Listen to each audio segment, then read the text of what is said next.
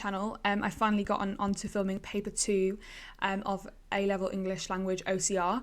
I sat this paper in 2023, and as you can see my marks, I got 77 out of 80, which means that I only lost 3 marks across the whole paper. For question 1, AO1, I got 10 out of 10. For AO2, I also got 10 out of 10, which means that I got a total of 20 out of 20 for question 1, which is obviously full marks. So I'm going to be sharing my response. I'll be scrolling down in a minute and sharing my response and sort of walking you through it step by step, kind of explaining my reasoning and how I got full marks basically, and sharing the tips and tricks in general.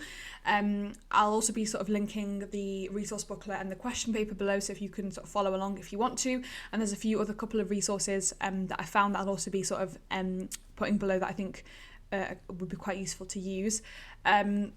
Just before I sort of go into this, I've had sort of a few people asking me about child language acquisition and paper 2 specifically, and I wanted to say the reassuring thing about child language acquisition, I think once you kind of learn the theories and kind of memorize it in a way, the theories and all that kind of thing, it's quite easy to get full marks, because this response, and my teacher always taught me that this response, you don't have to be really sort of technical about it. You can literally just write what you're thinking and just group your answers together. So I did mine I did sort of one on Lexis. Obviously I'll go into more detail when we actually go through the answer, but I kind of did a paragraph on Lexis, a paragraph on grammar and so on and so forth. Whereas I think with some of the other responses in English language, it can be quite hard because you've got to kind of triangulate, you've got to see the pattern of language within the text. You've got to be very you can't just feature spot.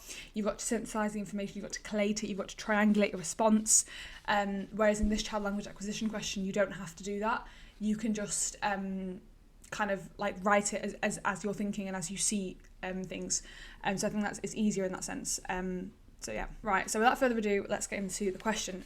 So just for paragraph 1, I'm just going to read it. So in terms of grammar, it's clear that Tom has entered the post-telegraphic stage.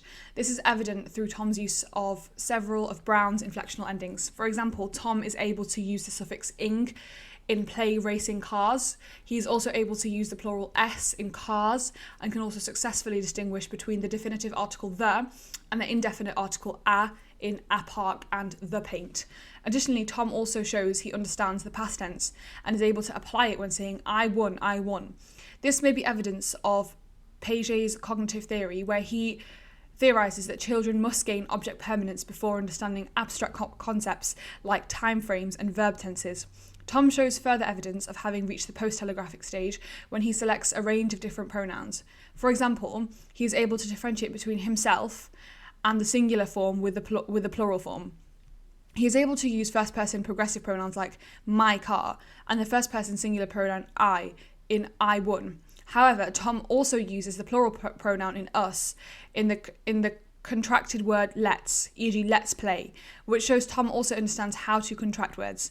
However, Tom repeats the imperative let's several times throughout the text, which may suggest that he could be imitating Skinner, that's a theory, one of his caregivers, especially since imperatives are part of child-directed speech.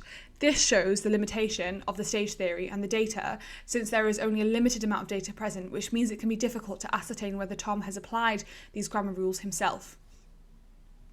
Don't know what that says, as theorized by Chomsky's innateness theory, or whether they have been copied from a caregiver like Tom's father. Tom may show evidence of making a virtuous error when he says, this is a super, oh no, the paint's worn. Tom doesn't finish the pre-modified noun phrase and instead pauses after the pre-modifier super. However, it could also be due to the fact that his opinion of the super car changes after he sees the damage, which further suggests he understands abstract concepts like value and damage. Piaget. In terms of question asking, it's clear that Tom has reached the 3rd level of question formation. For example, where's your car gone? Rising intonation. Tom only uses rising intonation, the 1st level, but he also shows evidence of subject-verb inversion, which is the 3rd level of questions. So as you can see, that was this is one thing I did for child language acquisition, and in all my sort of practice questions as well, I just used to do really big paragraphs. So obviously this is one paragraph. The next one I've just gone on to talk about Lexis, so in terms of Lexis. But here, obviously there's quite a lot to unpack there. But one thing that I would say in general is really important is constantly using quotes to show and to evidence. So for example, anytime I've talked about he's done this, he's used a suffix, or he's used a plural, or he's used a first person pronoun, I've gone and shown and used that quote just to show that I understand that how it's being used, and that I have the correct understanding of how it's being used.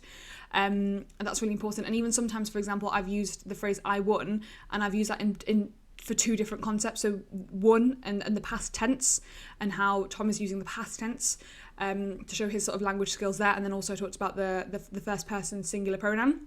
So just because you have a phrase, you don't have to think that, okay, I've used this phrase once already, therefore I can't use it again. You can, because there can be so much to sort of unpack. And that's only 2 words, like I won is just 2 words, and I've written so much about that. So you can see that it doesn't have to necessarily be lots and lots of different things. It can even be the same thing, but actually unpacking it in more depth and showing the examiner that you understand it. I think that's really important.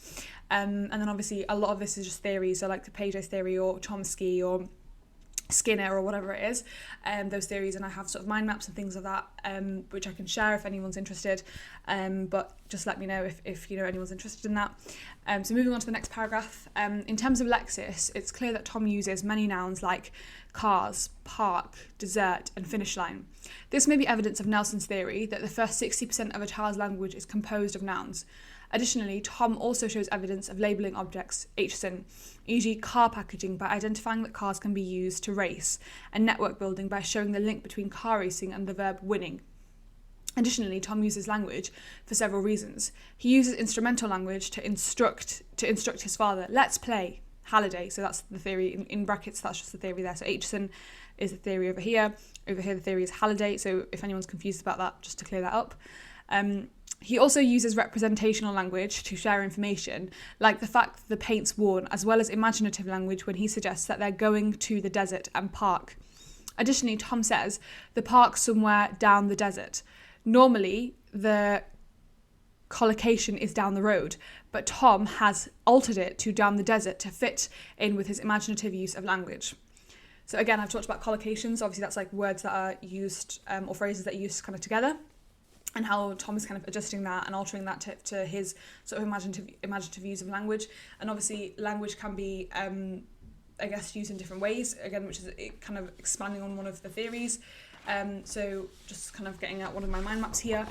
So obviously you can have, this is from Halliday's theory of what motivates a child to speak. So it can be a heuristic, it can be imaginative, interactional, representational, instrumental, regulatory, personal, and obviously I go into more detail, and I even had sort of, I even had like what's the word for it, a mnemonic to remember that, to remember all those motivations. Again, I can share that for anyone who's interested. In terms of phonology, it's clear that Tom substitutes the sound with duh in this, changing it to dis. This may be because duh is one of the early sounds according to I can't read, that's a theorist, someone's name, but I can't read it, and is one of the late 8 sounds which Tom will go on to acquire later when he develops his motor skills further. Tom also shows substitution of the r sound for w in red, which he pronounces as wed. Again, the R sound is one of Schreiberg's later 8 sounds, whereas W is an early 8 sound.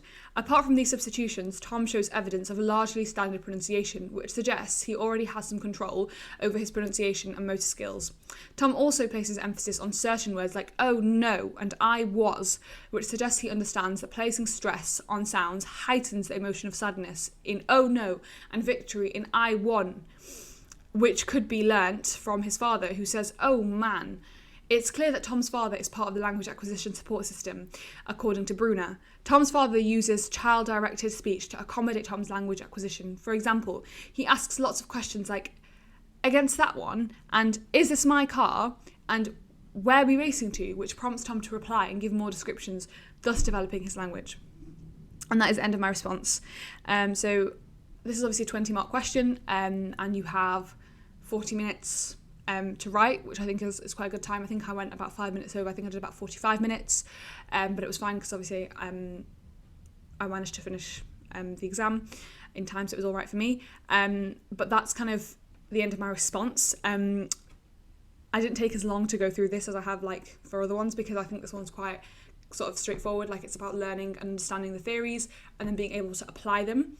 and being able to pick it out. For me, I found it quite easy, which I think is why it's been so straightforward for me, but I understand obviously everyone has different strengths and weaknesses. Like obviously there's certain questions that I struggled with that other people might find a lot easier, and vice versa. So if there's anything sort of specific that you'd like to know, any questions you have about how to, go about matching the theory up to the text and what the child is saying, etc., just let me know in the comments, and I will try my best to get back to you and answer in depth. And I hope that was helpful. I'll also be releasing part 2 and 3, where I'll be going through question 2 and question 3 of this paper, paper 2, and I've also released all parts of paper 1 on my channel previously, so if you'd like to take a look at that, do check it out.